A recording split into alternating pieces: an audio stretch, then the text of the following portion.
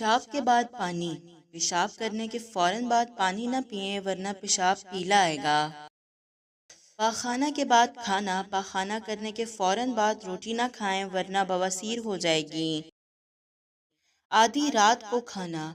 آدھی رات کو اٹھ کر کچھ نہ کھائیں، پیٹ میں پانی بھر جائے گا۔ چلتے ہوئے روٹی۔ چلتے ہوئے کبھی روٹی نہ کھائیں، اس سے معدہ سڑ جائے گا۔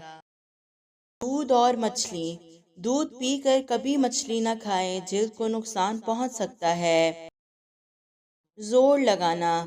زور لگا کر کبھی بھی پاخانہ نہ کریں، اس سے مثانے کو نقصان پہنچتا ہے۔ لوہے کے برتن۔ لوہے کے برتن میں کبھی دودھ نہ پئیں، ہاضمہ خراب ہوگا۔ گوشت اور دودھ۔ گوشت کھا کر کبھی بھی دودھ نہ پئیں، دانتوں میں کیڑا لگ سکتا ہے۔ نہانے کے بعد سونا۔ نہانے کے بعد فوراً سویا نہ کریں، دماغ کمزور ہوگا۔ سفر پر جانا۔ سفر پر جانے سے پہلے گڑ کا استعمال کریں، جسم میں توانائی رہے گی۔ ناک بند ہونا۔ ناک بند ہو جائے تو ایک طرف سے سانس کو نیچے کی طرف کھینچیں، ناک کھل جائے گا۔ سستی دور کرنا۔ سست بدن کو چست بنانے کے لیے روزانہ کچے امرود کھائیں۔ سبق یاد رکھنا۔ سبق یاد نہ ہوتا ہو تو سونے سے پہلے دودھ میں دھنیا ڈال کر پئیں، جو بھی لکھو گے اور پڑھو گے یاد ہو جائے گا۔ سانس کی تکلیف۔ سانس لینے میں تکلیف ہو تو سبز چائے پئیں۔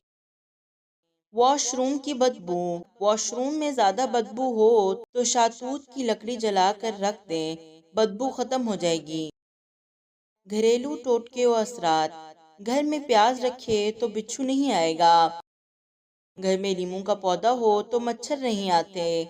گھر میں پودینہ اور دھنیا لگا ہو تو چھپکلیاں نہیں آتی۔ جس گھر میں مسور کی دال کھائی جائے وہاں خون کی کبھی کمی نہیں ہوتی۔ جس گھر میں آلو بخارا اور انجیر زیادہ کھائی جائے وہاں جسمانی کمزوری نہیں ہوتی۔